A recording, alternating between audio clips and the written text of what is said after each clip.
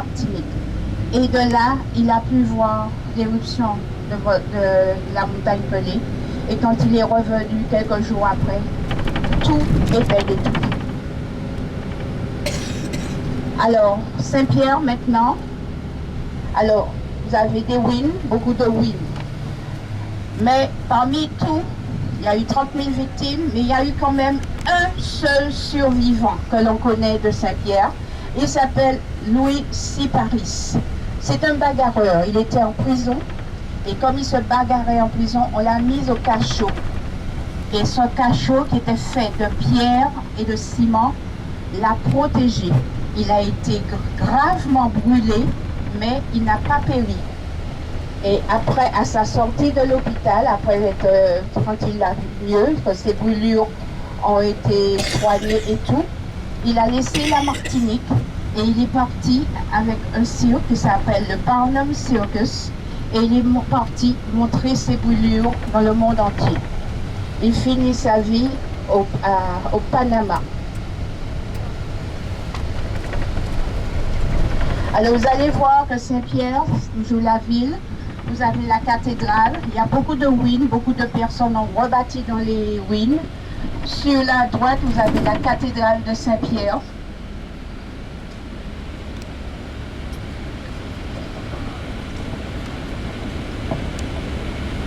Alors Saint-Pierre, les gens vivent surtout de la pêche, mais beaucoup du tourisme aussi. Il y a un petit train qui fait le tour de Saint-Pierre, le tour des ruines. Il y a beaucoup de randonnées un peu partout dans les ruines et tout. La population actuelle de Saint-Pierre est d'environ 4500 habitants. Et les habitants de Saint-Pierre, on les appelle les Pierrotins.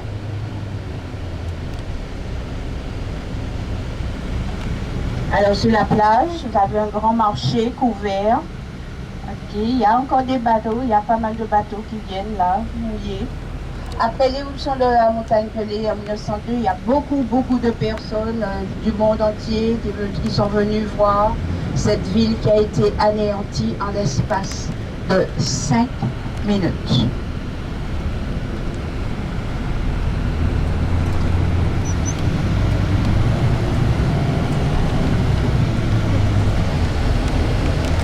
Un vol d'oiseau là, non? Incroyable. Mais on a parlé des chanceux qui c'est une année à avoir c'est toujours dans la brume. Non, parle pas. Non, mais bon, là, si, je viens aussi. Il a pas je sais pas, c'est quoi. Parce qu'il y en a plusieurs en fait des cachots. Tout ça c'était. Non, ça ce sont des ruines. Hein. Ah oui, d'accord. Mais le cachot c'était là. Il était enfermé là. Des pierres. Eh ben.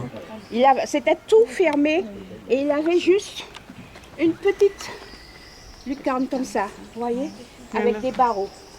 Mais c'était un vrai bagarreur, hein. C'était un gars qui aimait beaucoup se bagarrer et tout. Elle était où la prison? Là. Le cachot, c'est là. Ah, ils sont en dessous. Oui, en dessous là. C'est ça qui reste. Ah, ok. Ah, oui. Il ne veut pas beaucoup voir le soleil. Hein. Ouais. Déjà, quelque chose reste Il était là, non? Ouais. Alors lui qui était bagarreur, il a survécu, et puis les autres qui étaient après l'éruption. Puisque comme je vous ai dit, c'est sorti de la montagne, et ça, une nuée ardente. Ça fait De un feu. nuage de feu. Voilà. Un nuage de feu. De feu, mais surtout de gaz. Le gaz. Donc le gaz a premièrement asphyxié tout le monde, et ensuite brûlé jusqu'à la cendre. D'accord. Et après les centres, Alors tous les centres des gens, on les a tous récupérés. Et derrière l'église, il y a un cimetière avec une tombe où on a mis tous les centres. Tombe des habitants Saint-Pierre. Vous connaissez donc la prison là? Elle est là, c'est derrière. C'est tout ce qui reste, hein, il n'y a pas beaucoup. mais il n'est plus dedans. Hein.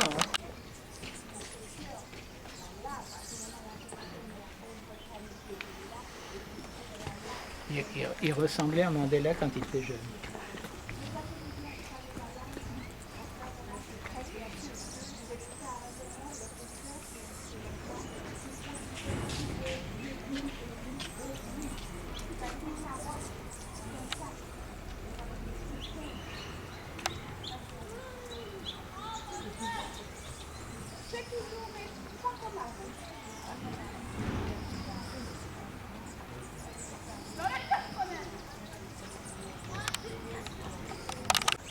Le cachot est là, mais en fait, on ne voit rien du tout. Elle s'est bourrée.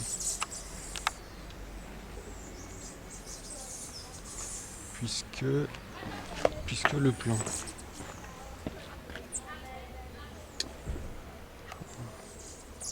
Voilà. Cachot de Sipar, vous êtes ici.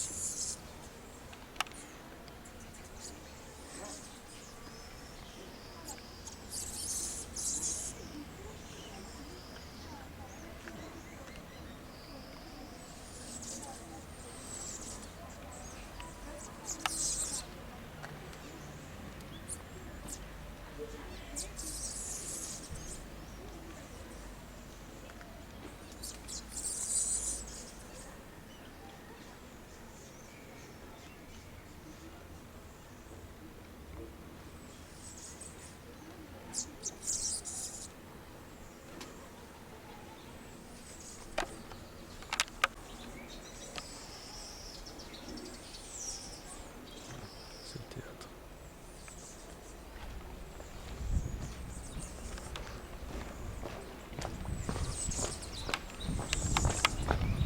Comme on les appelle ici, la canne à sucre est coupée à la main. Une fois coupée, la canne à sucre est transportée dans l'usine, dans les usines par des camions. Arrivée à l'usine, cette canne à sucre est coupée en tronçons par le coupe-canne et ensuite on les met sur un tapis roulant où la canne à sucre est lavée. Ensuite, cette canne va dans un moulin où elle est broyée. Et une fois broyée, il y a deux parties qui vont sortir du moulin. Alors, la canne broyée qui s'appelle la bagasse, on s'en sert comme combustible pour les chaudières dans les usines. Et de l'autre côté, vous avez le jus de canne qu'on appelle le vézou.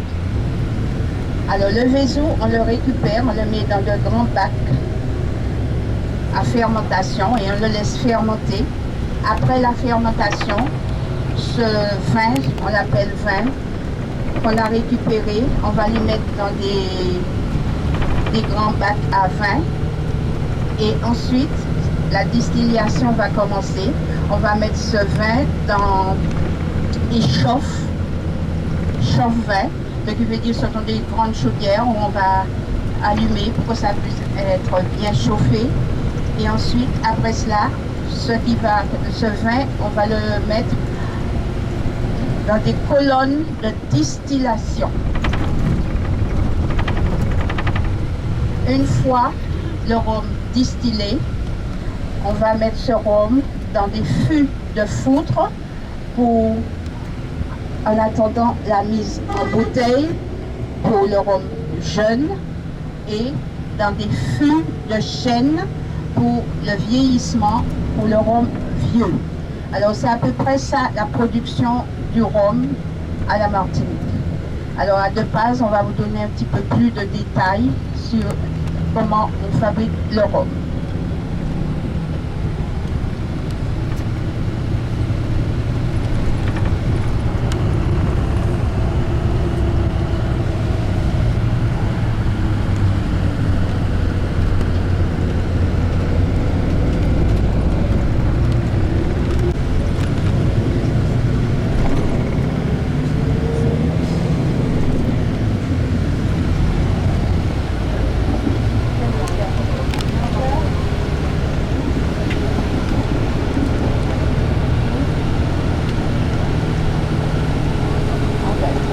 Alors, nous allons faire la visite de la distillerie de Paz. Nous avons 45 minutes ici. Rendez-vous au bus, enfin pour repartir à exactement 11h45.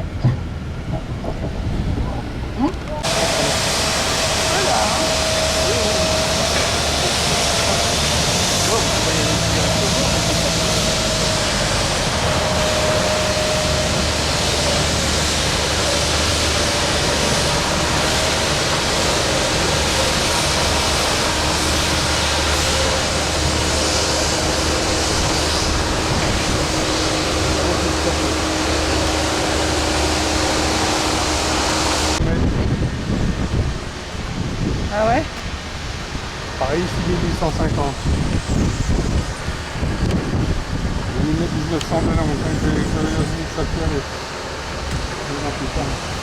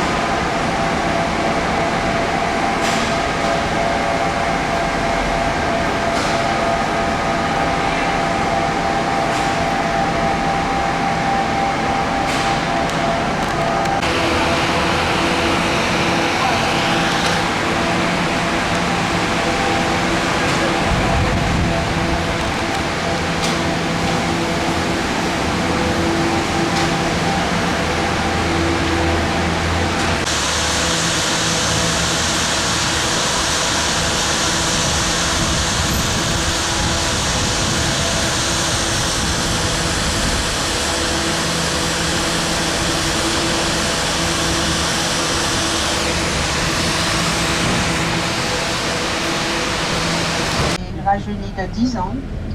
Mais que voulez-vous? Quand nous allons descendre la forêt tropicale, vous allez voir plein de petites sources aussi, de l'eau qui sort de la terre comme ça. Les gens ont mis du bambou et ils viennent là pour récupérer cette eau qu'ils boivent comme eau normale. Et au lieu d'acheter de l'eau, c'est cette eau-là. Et quand vous la prenez comme ça, vous la buvez, elle est très très fraîche. Beauchamp-Flore.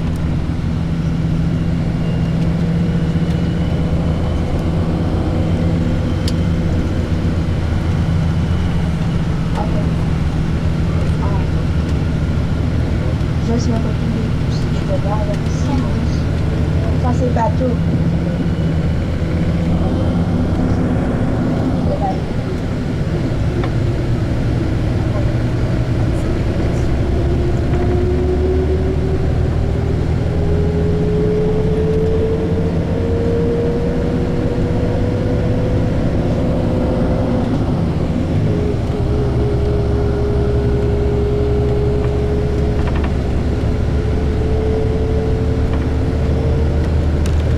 D'agriculteurs, beaucoup de plantations de tout, un petit peu de bananes, mais beaucoup de plantations maraîchères, carottes, choux, poireaux, tout ce que vous voulez, il y en a ici.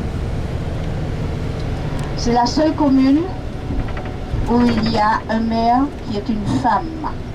C'est une mairesse.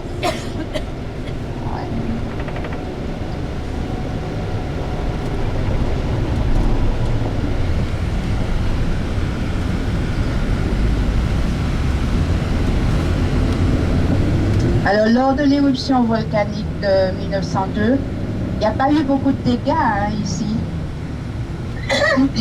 La nuée ardente qui a anéanti pratiquement Saint-Pierre s'est dirigée directement vers Saint-Pierre. Elle n'aurait pas fait beaucoup de dégâts ici, directement vers Saint-Pierre.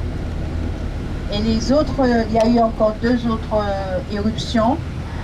La dernière, c'était en 1929. Ça fait un petit peu de dégâts, beaucoup de cendres, mais pas de victimes.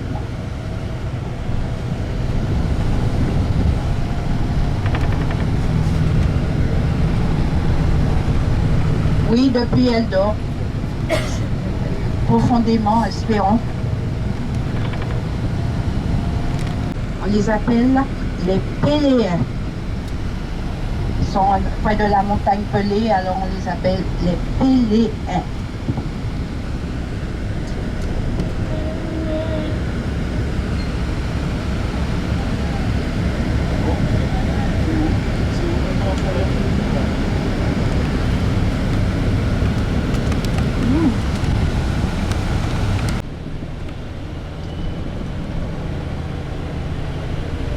Et là, c'est le couvent du Morne Rouge. Ouais, il y a encore des couvents. Alors celui-là, c'est pour le nord. Couvent du Morne Rouge. 1397 mètres. Il y a des randonnées, mais il faut faire très attention. En toute façon, quand on veut faire des randonnées pédestres dans la nature profonde, il est toujours nécessaire d'avertir quelqu'un, la gendarmerie ou la mairie, en cas de perte ou quelque chose comme ça, qu'on puisse savoir qu'il y a du monde, qu'il y a quelqu'un qu'on recherche. Et l'ascension de la montagne Pelée, si vous voulez, si on l'a fait, ça prend environ 3 ou 4 heures.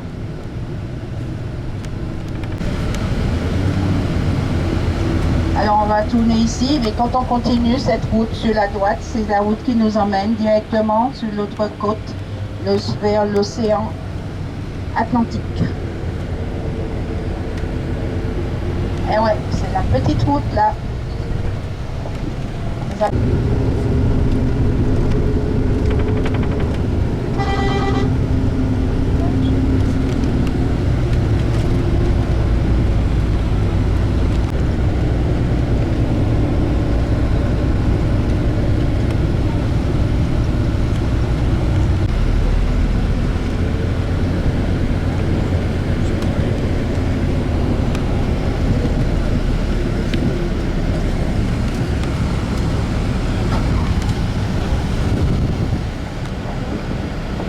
Alors, nous sommes à l'auberge de la Montagne-Pelée.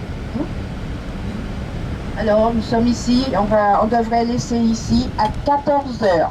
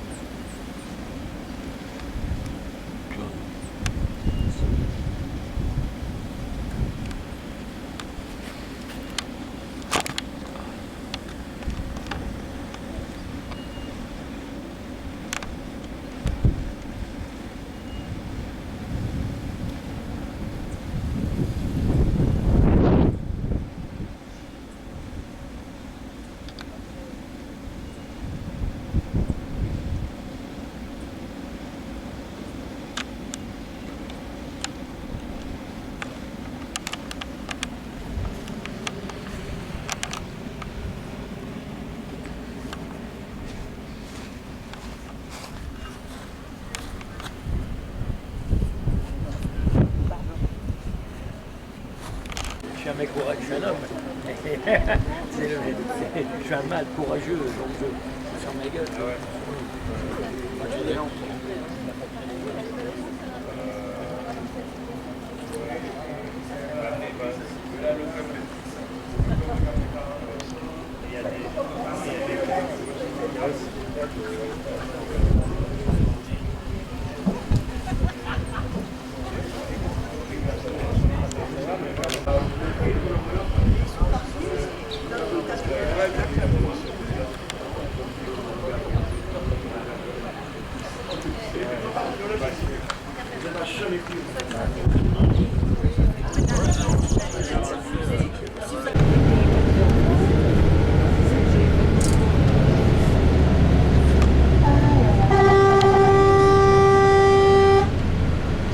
Toujours pressé.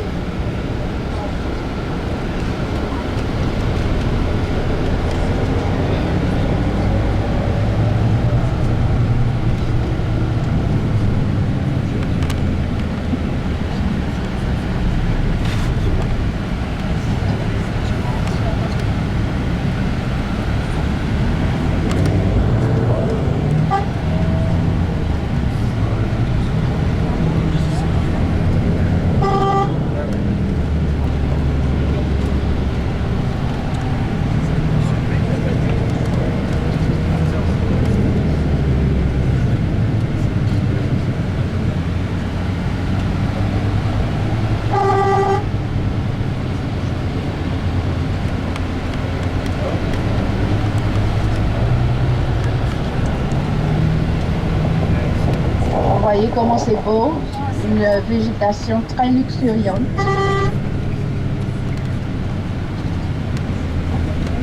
Des virages aussi.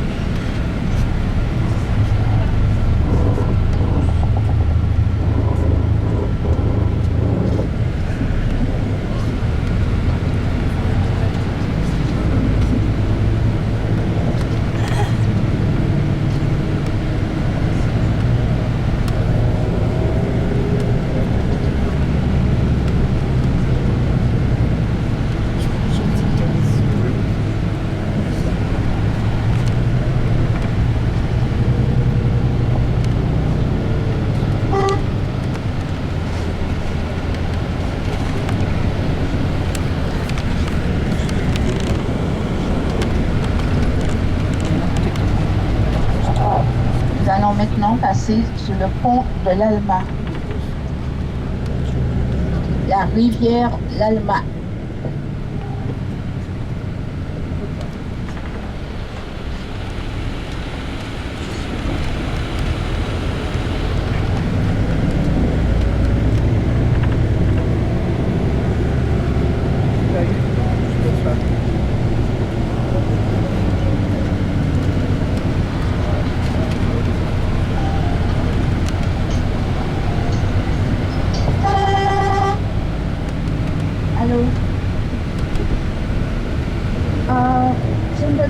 parler, je suis en pleine explosion.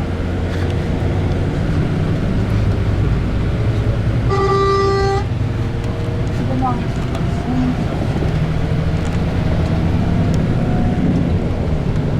Oui. Oui. Qu'est-ce que tu dois m'envoyer? Ah bon. Ah bon, ok. Ah. Ok, right.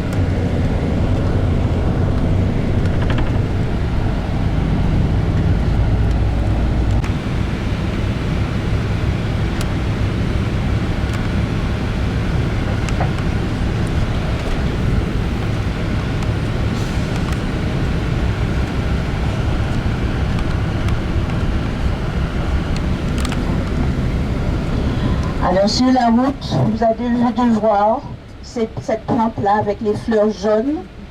Ça s'appelle les alamanda. Ok, nous descendons. C'est la dame qui t'a donné à la colle. Et de quoi je me mêle? Non, mais c'est la dame, De c'est la quoi dame je à me mêle? l'hôtel. Non, c'est de quoi je me mêle, moi je te dis. Mais moi, tu peux me prendre le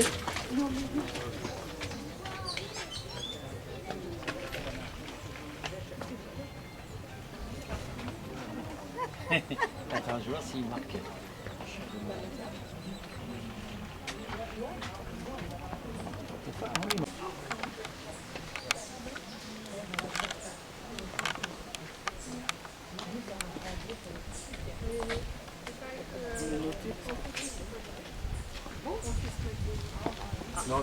Je passe. Bah, je suis tellement... Tiens, et Claude. Oh, ça, c'est joli. Ah, si, c'est beau. Mais c'est dommage, il n'y a pas de lumière.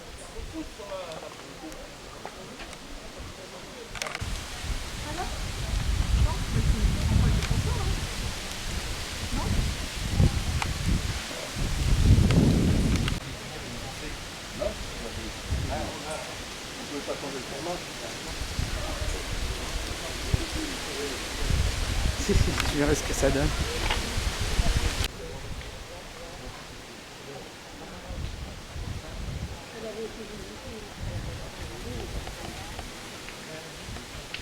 C'était un Français qui avait fait...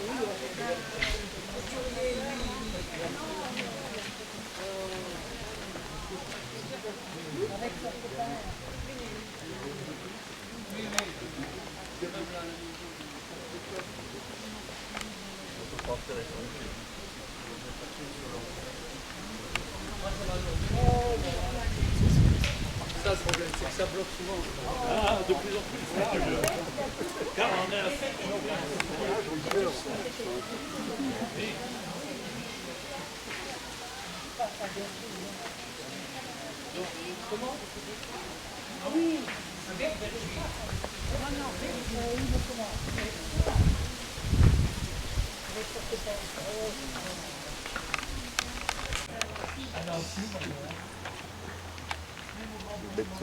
Un rotin d'Amérique.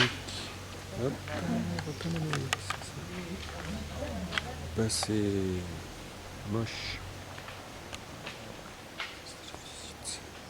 Oui, il est plein.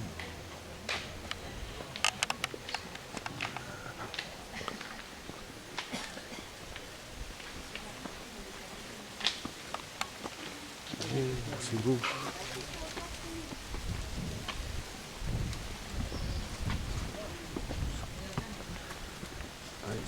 C'est tout naturel, ils ont poussé en randonnion naturellement. Tu crois? C'est sûr. On en met un, les autres s'alignent. Ouais. C'est pas au Père Noël, ça. Et alors, Pourquoi il me semble que c'était en janvier que c'est venu?